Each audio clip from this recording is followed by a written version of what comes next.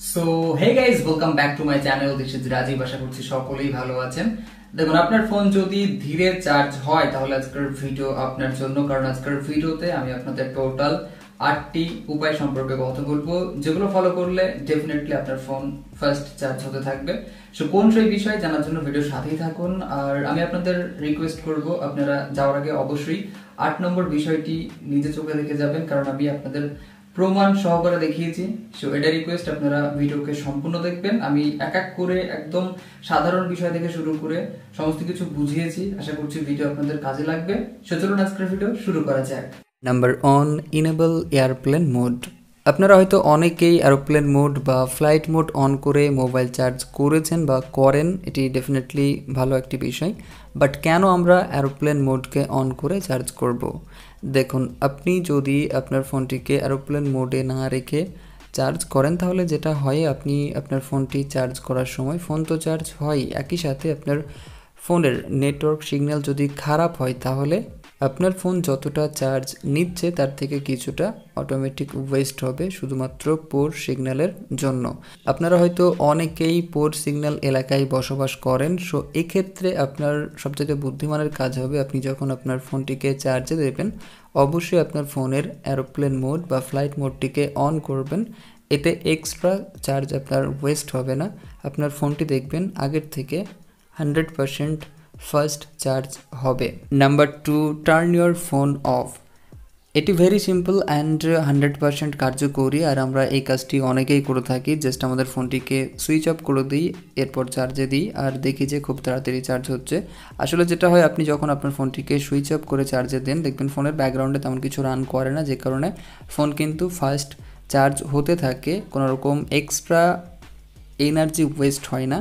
So আমরা সবসময় জন্য চেষ্টা করব ফোনকে সুইচ অফ করে চার্জে দাও। Number 3, enable charging mode. আপনারা হয়তো প্রায় সকলেই এই বিষয়টিকে ইগনোর করেন, হয়তো আপনারা এই সম্পর্কে জানেন না বা অতটা গুরুত্ব দেন না। তবে আপনি যদি আপনার ফোনটিকে ফাস্ট চার্জ করাতে চান ডেফিনেটলি এই সেটিংসটিকে অন করবেন, দেখবেন যে কাজ হবে। বাস আপনাকে আপনার ফোনে ডেভেলপার অপশনটি অন করতে হবে। আশা করছি ডেভেলপার অপশন অন করা জানেন। আপনাকে আপনার ফোনের সেটিংসে যেতে হবে, অ্যাবাউট ফোনে যাবেন, বিল্ড নাম্বারে 7বার ক্লিক করলেই ডেভেলপার অপশন অন হয়ে যাবে। এখন আপনি ডেভেলপার অপশনে চলে যান। এখানে আপনি একটি অপশন পাবেন, সিলেক্ট ইউএসবি কনফিগারেশন। জাস্ট এখানে ক্লিক করতে হবে। এখানে ক্লিক করার পর আপনি চার্জিং অনলি সিলেক্ট করবেন অ্যান্ড এখন আপনার ফোনটিকে চার্জে দেবেন। দেখবেন যে আপনার ফোন আগের থেকে একটু হলেও ফাস্ট চার্জ হবে। নাম্বার 4, ইউজ আ ওয়াল সকেট। আমরা কোনো না কোনো সময় আমাদের স্মার্টফোনটিকে কম্পিউটার কিংবা কারে চার্জ দিই, আর এই সময় আমরা দেখি ফোন কিন্তু খুবই স্লো চার্জ হয়, কারণ এর যে অ্যাম্পিয়ার সেটা কিন্তু কম হয়। মূলত কম্পিউটার কিংবা কারে দেখবেন আপনারা খুব বেশি হলে 0.5 অ্যাম্পিয়ার হয়তো পাবেন, এর বেশি পাওয়া যায় না। সো আপনি এক্ষেত্রে যেটা করবেন, আপনি একটি ওয়াল সকেট ব্যবহার করতে পারেন। এখানে আপনি 0.5 না, এর থেকেও বেশি, আপনি হয়তো 1 অ্যাম্পিয়ার বা তার থেকেও বেশি অ্যাম্পিয়ারের আপনি পোর্ট পাবেন। সো আপনারা এই ধরনের সকেট ব্যবহার করবেন, এতে আপনার ফোন আগে যেরকম স্লো চার্জ হতো তার থেকে অনেকটাই ফাস্ট চার্জ হবে। Number 5, by a power bank. Power ব্যাঙ্কের কথা শুনে আপনারা হয়তো একটু অবাক হচ্ছেন, কারণ আপনারা অনেকেই মনে করেন পাওয়ার ব্যাঙ্ক দিয়ে চার্জ দিলে ফোন স্লো চার্জ হয়। বাট এই ধারণা আপনাদের ভুল, কারণ আপনি যখন কোনো একটি ভালো পাওয়ার ব্যাঙ্ক কিনবেন আর তার এমএএইচটা যদি একটু বেশি হয়, আর আপনাকে কিনতে হবে সবসময়ের জন্য আউটপুটটা দেখে, আপনাকে দেখতে হবে যে ওই পাওয়ার ব্যাঙ্ক কতটা আউটপুট দিচ্ছে। সো আমি আপনাদের প্রমাণ দিচ্ছি, তাহলে বুঝতে পারবেন। আমার এই যে চার্জারটি দেখছেন, এর কিন্তু গায়ে লেখা আছে আউটপুট 2 অ্যাম্পিয়ার। বাট আমি যদি আমার এমআইয়ের এই পাওয়ার ব্যাঙ্কটি দেখাই তাহলে আপনারা এখানে দেখতে পারবেন সিঙ্গেল পোর্টে এই পাওয়ার ব্যাঙ্কটি মোটামুটি 2.4 অ্যাম্পিয়ার আউটপুট দেবে। সো আপনারা বুঝতেই পারছেন আমার ফোনের যে চার্জার তার থেকেও কিন্তু বেশি পাওয়ার সাপ্লাই করবে এই পাওয়ার ব্যাঙ্ক সিঙ্গেল পোর্টে। সো আমি যদি পাওয়ার ব্যাঙ্কে চার্জ দিই আমার ফোন ডেফিনেটলি চার্জারের থেকেও বেশি তাড়াতাড়ি চার্জ হবে, আর আমি এটা নিজে প্রমাণ করে দেখেছি। সো আপনারা একটি পাওয়ার ব্যাঙ্ক কিনে নেবেন, এতে আপনার ফোন যেমন তাড়াতাড়ি চার্জও হবে, একই সাথে আপনি যে কোনো জায়গায় এটিকে ক্যারি করতে পারবেন। Number 6, avoid wireless charging. Wireless চার্জিংয়ের কথাটি শুনলে একটু বেশি আধুনিক মনে হয়। এখনকার দিনে আপনারা অনেক মোবাইল পাবেন যেখানে ওয়্যারলেস চার্জিংয়ের সাপোর্ট রয়েছে এবং তারা চার্জও করে। আর আরও একটি বিষয় হচ্ছে অনেকেই নর্মাল ফোনকেও কিন্তু ওয়্যারলেস চার্জিং সাপোর্ট করে তোলে। সো এখন কথা হচ্ছে আমরা এটি কেন অ্যাভয়েড করব, কেন এটিকে বর্জন করব। অ্যাকচুয়ালি আপনি যদি নর্মাল কেবল দিয়ে ফোন চার্জ করেন তাহলে দেখবেন ভালোই চার্জ হবে, ফাস্ট চার্জ হবে। বাট আপনি যখনই ওয়্যারলেস চার্জার ব্যবহার করবেন বা ওয়্যারলেস চার্জিংয়ের সাপোর্ট নেবেন, দেখবেন যে আপনার ফোন আগের থেকে 40-50% স্লো চার্জ হবে। সো আপনি যদি আপনার ফোনটিকে ফাস্ট চার্জ করাতে চান তাহলে অবশ্যই ওয়্যারলেস চার্জিং অ্যাভয়েড করুন, এটিকে বাদ দিন। Number 7, remove your phone case. এই বিষয়টি আমি এর আগেও বলেছি। অ্যাকচুয়ালি এখনকার দিনের বেশিরভাগ ফোনেরই যে সমস্ত ব্যাটারি রয়েছে সেগুলো লিথিয়াম আয়ন ব্যাটারি, এবং এর যদি আমি ব্যাকগ্রাউন্ডের কেমিস্ট্রির কথা বলি তাহলে বিষয়টা হচ্ছে আপনার ফোনের ব্যাটারি যখন মোটামুটি কুল থাকবে, অর্থাৎ এমনি নর্মাল টেম্পারেচার যদি ঠান্ডা থাকে তাহলে ওই মুহূর্তে আপনার ব্যাটারি সবচাইতে তাড়াতাড়ি এবং ভালোভাবে চার্জ হয়।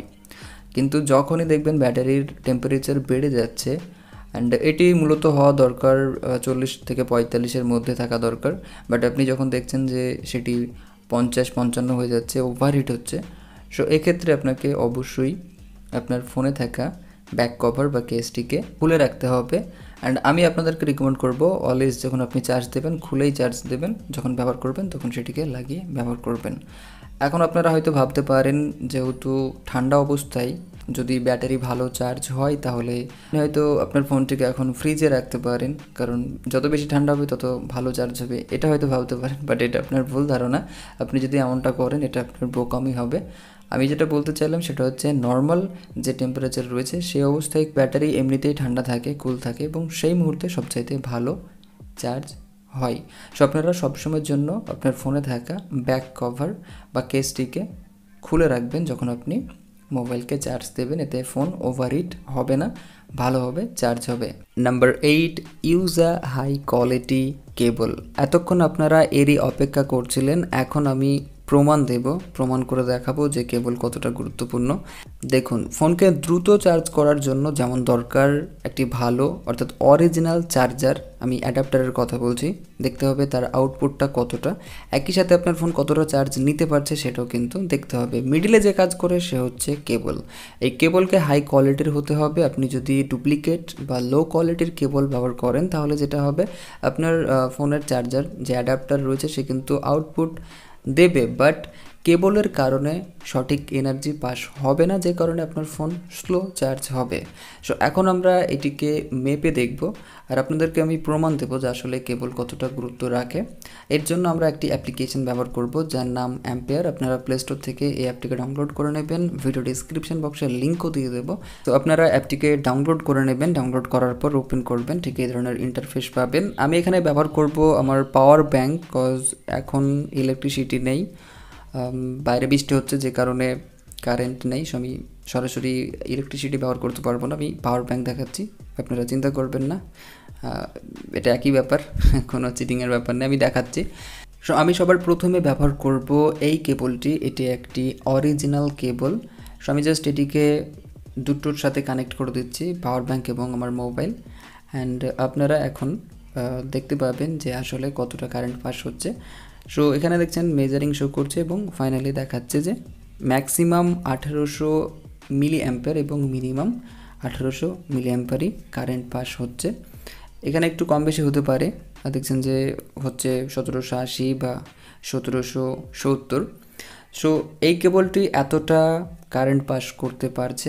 এখন আমি কেবলটিকে চেঞ্জ করে দিচ্ছি, আমি অন্য একটি কেবল ব্যবহার করছি, জাস্ট এই কেবলটি ব্যবহার করব। অ্যান্ড এটি অ্যাটাচ করার পর যদি আপনারা দেখেন তাহলে ভালোভাবে লক্ষ্য করবেন এখন কিন্তু কারেন্ট পাস হচ্ছে মাত্র 490 mA।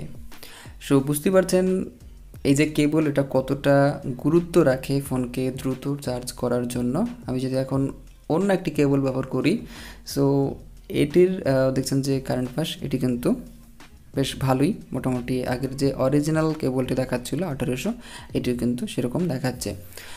সো আশা করছি আপনারা বুঝতে পেরেছেন একটা কেবল কতটা গুরুত্ব রাখে ফোনকে ফাস্ট চার্জ করার জন্য। সো আপনারা অবশ্যই এই অ্যাপটিকে ডাউনলোড করে নিন। ডাউনলোড করার পর আপনার চার্জারটিকে একবার টেস্ট করে দেখুন, অর্থাৎ চার্জারের গায়ে যেটা লেখা রয়েছে দেখবেন আউটপুট লেখা থাকে 2 অ্যাম্পিয়ার বা 1.5, যাই হোক যেটা লেখা থাকবে জাস্ট আপনি দেখবেন যে কতটা লেখা রয়েছে অ্যান্ড কেবলটি ইউজ করে দেখবেন কতটা কেবল দিতে পারছে। এবং যদি দেখেন খুবই কম দিচ্ছে, দ্যাট মিনস আপনাকে কেবলটি চেঞ্জ করতে হবে। আপনি চেঞ্জ করে নেবেন, দেখবেন যে ডেফিনেটলি যে এনার্জি বা সেটি কিন্তু বাড়বে এবং আপনার ফোন আগের থেকে দ্রুত চার্জ হবে।